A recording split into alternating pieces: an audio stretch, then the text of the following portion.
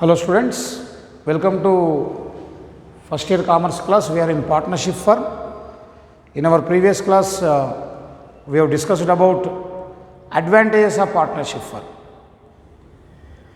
Let us recap what we have discussed. Partnership firm enjoys large amount of capital. They can take better decisions because more number of partners are there. They can discuss what is what. Then they can come out with a conclusion which will be better. Then they have got the flexibility of operations. That means they can change their business activities from one place to another place. They can change the nature of the business from one type to another type without government's prior permission. You don't require any government license. Above all, it is very easy to form the partnership firm, we have seen. And it can borrow more amount of loans. That's what we have learnt, more credit worthiness. Risk is shared among the partners. This is very, very important and say advantage of partnership firm. In case of a sole proprietorship, if there is a heavy loss, only single person has to bear. But in case of partnership firm, the loss gets distributed among all the partners. So each partner will share only little amount of loss. If this is the loss, each partner will share only this much. In sole proprietorship, if this is the loss, only single person has to bear this. Now in partnership firm, if this is the loss, each partner will share only this much.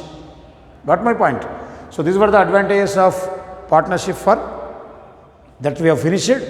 Now let us go to disadvantages of partnership firm. So among the disadvantages, first one is unlimited liability. Unlimited liability. What is liability? Let me clear once again. The responsibility of clearing the loans.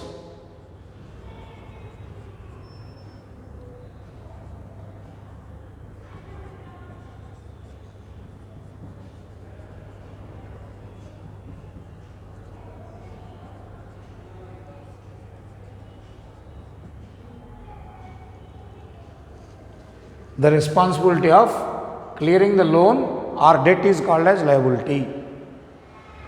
For example, A borrowed rupees 5,000 from B. Now who has to pay cash to whom? At a later stage. A borrowed from B. That means after 6 months or after 1 year or after 1 month, according to feasibility, according to the availability, Mr. A has to pay amount to B. So then we say that liability of A is 5,000. Whatever we have to pay to others, whatever we are due to others is called as liability. For example, I want a new mobile. Okay. But now I do not have money now. So one of my students' shop is there. So because he is known to me, I will go to his shop. I will say him that I want a mobile worth 20,000 with certain features, but I do not have money. I will give you after a few months. Then I'll receive the mobile because it is required for me, but I do not have cash at present. I will get in future. When I get my salary or some other source of income, then I can repay after 2 or 3 months. So what I will tell the shopkeeper? So give me mobile now, I will pay the amount at a later stage. If they are known to us, they will give. Or they write down some promissory note, they will give. So now, because I have taken the mobile, do I have to pay the 20,000 to the shopkeeper at a later date or not? I have to pay. So my liability is 20,000 because I am due to someone. For example, you are at home. Suddenly you require certain commodities from the nearest kirana shop. Your parents are not available. You require some sugar, some cool drinks or some snacks. Some guests came to you and you had to arrange something for them. So because you do not have money, you go to the kirana shop and he will say that, uncle, give me this material, I will pay tomorrow after the arrival of my parents. So the shopkeeper will give you. Now, is it not your responsibility to pay back that money to the shopkeeper or not? You have to pay. So whatever the material you got, the worth of that material, maybe 500 rupees, 1000 rupees or 100 rupees, you have to pay to the shopkeeper at a later time. Maybe evening, tomorrow, 2 months later, 2 years later, whatever the term may be. Okay. So that amount, whatever you have to pay to the others is called as liability. Now, in case of business, we have seen in the previous class also, liability is of two kinds, limited liability and unlimited liability. Unlimited liability means when your liability is extended to your private property also. Okay, when the liability is extended to private property also. For example, X is the owner. He has started a business. Okay. In business, he has got 10 lakhs worth assets, means land, furniture, etc. He has got 10 lakhs. So, to start this business, he has borrowed from bank some 12 lakhs rupees he has borrowed. Okay. After borrowing 12 lakhs rupees from bank, he has started a business. Now, if this business is running successfully, this owner can pay back the loan. He has taken the loan. He has started the business by taking the loan. Now, once he get profits, out of these profits he can repay the loan. He can repay the loan when he is earning profits. But unfortunately, if he is getting losses, he cannot repay. Then what he has to do? To clear the bank loan, he has to sell off this business. Totally, he has to close down the business because he is incurring losses. He is not in a position to repay the loan. He will sell off the business assets. Whatever the land he has got, furniture, machinery, everything he will sell off. After selling off these business assets, if he is not in a position to pay this 12 lakhs, for example, by selling these assets, he got only 8 lakhs. If 8 lakhs is paid to the bank, still 4 lakhs is due. 8 lakhs is paid back by selling of this business, but he has borrowed money from bank 12 lakhs, still he is due 4 lakhs. What to do this 4 lakhs? Is the banker going to wipe it off? Is going to leave it? No. You have to sacrifice your private property. Okay, you have to sacrifice your private property. That is, this owner will have a house. In this house, he may have jewelry, he may have furniture, okay, he may have some other land. He has to sell off these items to clear this loan. This is called unlimited liability. That means when you are not able in a position to pay back the loan out of your business assets, you have to sacrifice your household property also to clear the loans. The balance of loan is to be cleared from your private property. So, in examination, how do we write is, when the liability of a person, when the liability of the partner is extended to the private property, then it is called as unlimited liability. That means, you see here, if we are unfortunate, you are not only losing your business assets, but your household property is also gone. This means both ways we are losing. Understand, ma? That is the reason unlimited liability is a great disadvantage for sole proprietorship or joint in the family karta and for partnership firm. Next, instability. Instability means not continuing the business activities for a long period. Instable means we don't know how many years it will run. Instability means we don't know how many years it will run. Because of the disputes among the partners, disagreement or say misunderstanding among the partners may lead to quarrels, may lead to fightings, and if any one of the partner dies, as per the Partnership Act 1932, if any one of the partner dies or withdraws his capital, the total partnership firm deems to be closed. This situation was not there in case of cooperative society. If one member dies, withdraws his capital, other members can continue the business. In a joint Hindu family, if Karta dies, next senior male member will become Karta. There was no problem for the continuity of business. But in partnership, it is not like that. If one partner withdraws capital, means he says that I am not interested to continue, then he takes away his capital, or he dies, or he becomes insolvent, then partnership is not going to be continued. That is called instability. Limited capital, you are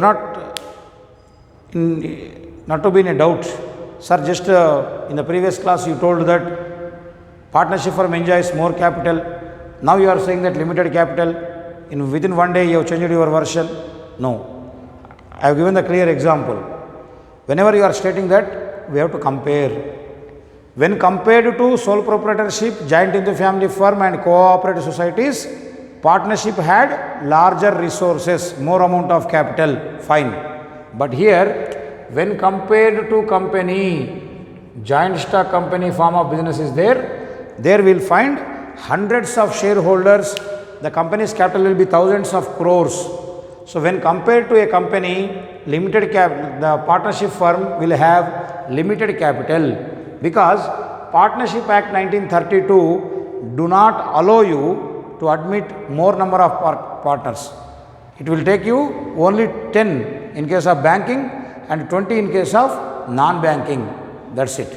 More than that, for example, you require more capital, you cannot admit a 21st partner. Okay, you cannot take 30 partners. Suppose you are doing a banking business, you require more capital, you cannot admit more than 10. 10 is the maximum for banking firm. 20 is the maximum for non-banking firm. Got it?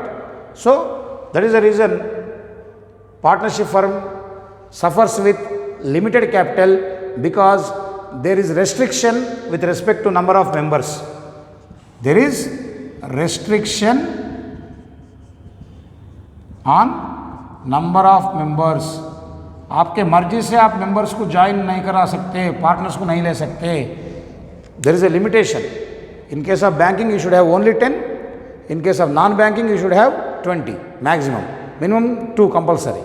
So that is the reason partnership firm will suffer with limited capital when compared to company. You have to write when compared to company. Burden of implied authority. Implied authority in our previous class, that means in the features of partnership firm, I told you that suppose if X is the business and A, B, C, D are the partners. Okay, A, B, C, D are the partners and X is the business firm. Say we have started X Enterprises. We have started X Enterprises, some bakery, some hotel, some company, that means some manufacturing firm, whatever it may be. So in which A, B, C, D are the partners. Now I told you that every partner is authorized to deal with the business activities unless he is restricted by other partners. Everyone can participate in the business activities. Everyone can speak on behalf of firm. Everyone can go to the market and buy material for this. Everyone can speak to customers. Everyone can go to bank and raise the loans. Implied authority means once you become the partner in a firm, you will get all the rights to participate in the management and you can do your activity in the business. No one is going to stop you. Okay, here is the problem. When you are given such authority, some selfish partners may misuse that authority and use that power for their own needs rather than firm needs. Okay, for example, here you see this college. is working. Suppose say they have given me the mobile and this system to conduct the online classes. This is for proper use. Suppose if I am selfish, then what I can do? I can use this system for my own needs, sending some pics to someone else, taking some printouts or some other purpose. I can misuse the computer. So a computer and this system is given to me to conduct the online classes. But if I am selfish, what I can do is, rather than teaching the classes, I can use this equipment for my own purpose, to take my own classes, okay, or to take some printouts or to send some photographs to some others. Like that I can misuse this internet when I am selfish. Similarly, in a partnership firm, when these partners are given authority to deal on behalf of the firm, some of the partners or one of the partner may misuse the power. Means they can take loan from the bank stating that it is required for the firm, but they may misuse that fund, they may use that fund for themselves. That is what called as implied authority, danger from implied authority, burden of implied authority, or you can say danger of implied authority. If all partners are good, they are working for the development of the firm, it's okay.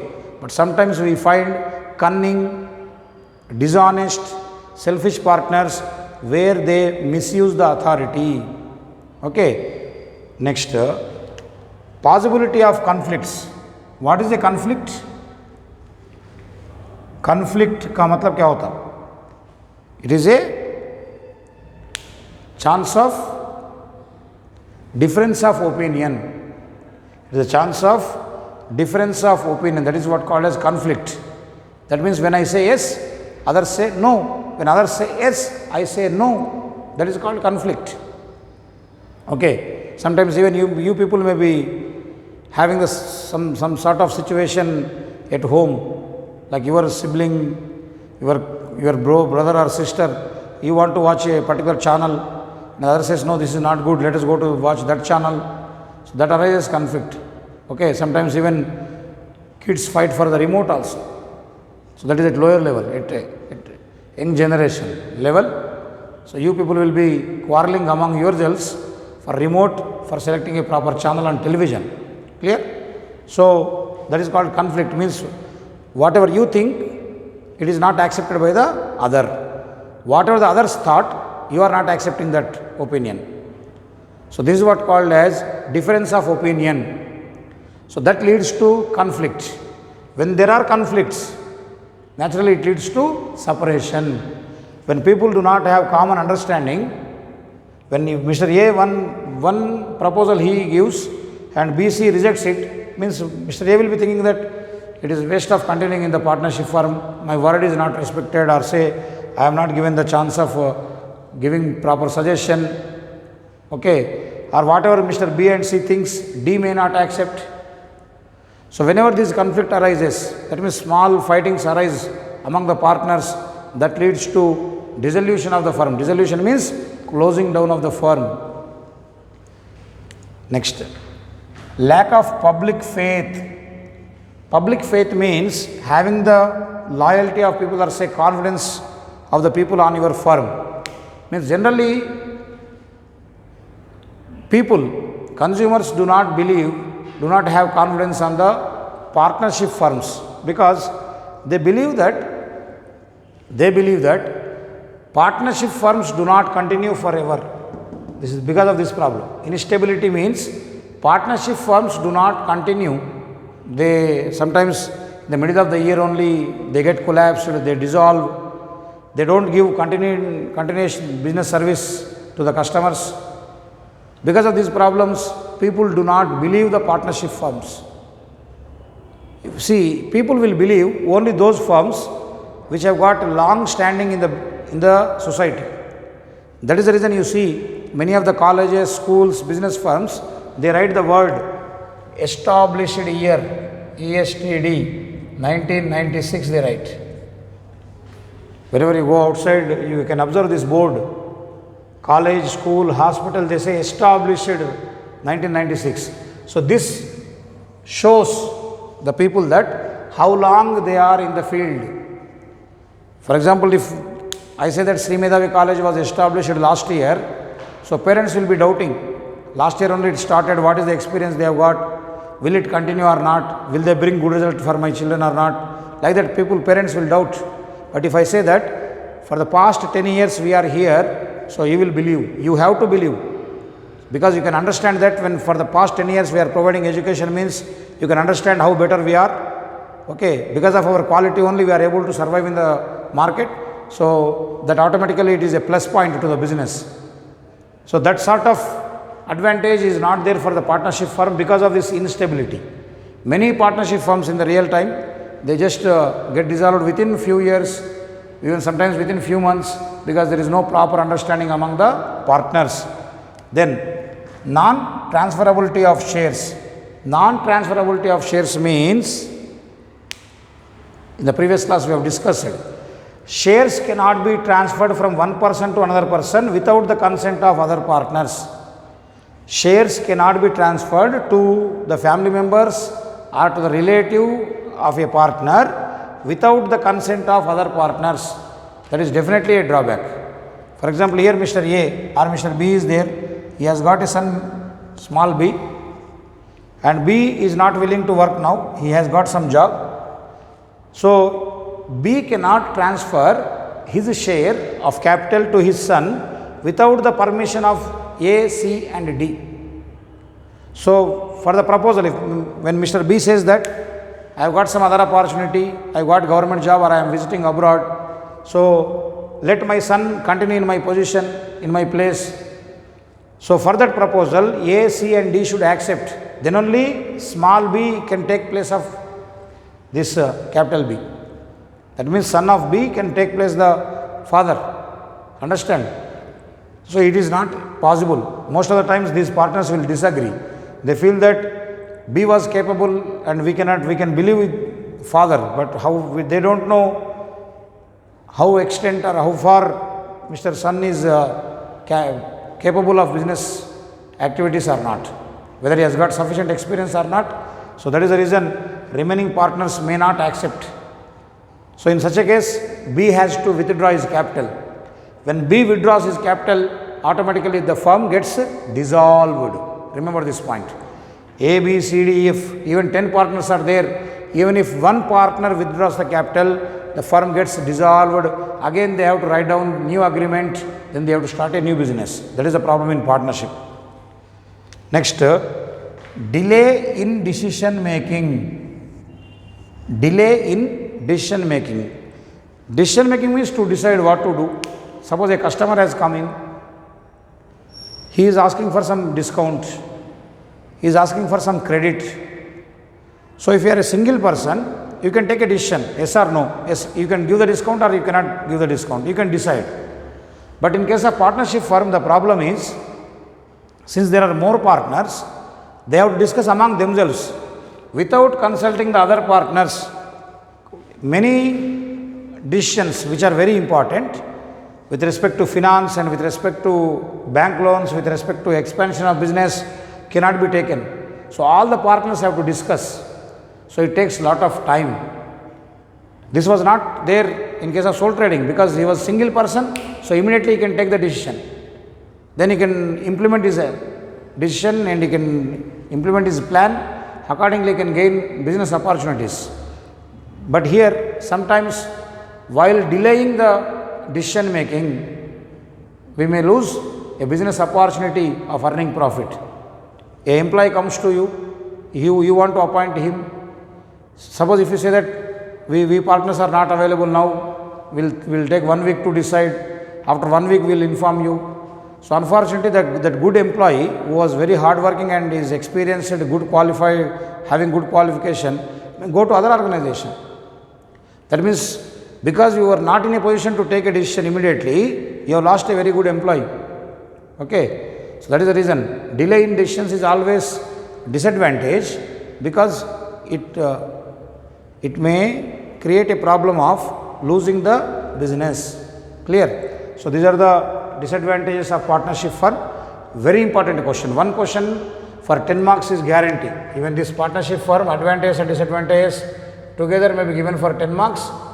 In such a case, you have to write 5 advantages and 5 disadvantages, or sometimes you may be asked only advantages, 10 advantages you can write down. Clear? So that's how the partnership firm is very important, compulsory. Without partnership question, there is no commerce first year paper. I hope you understood the importance of this. Go through that. In next class, we discuss some other topic.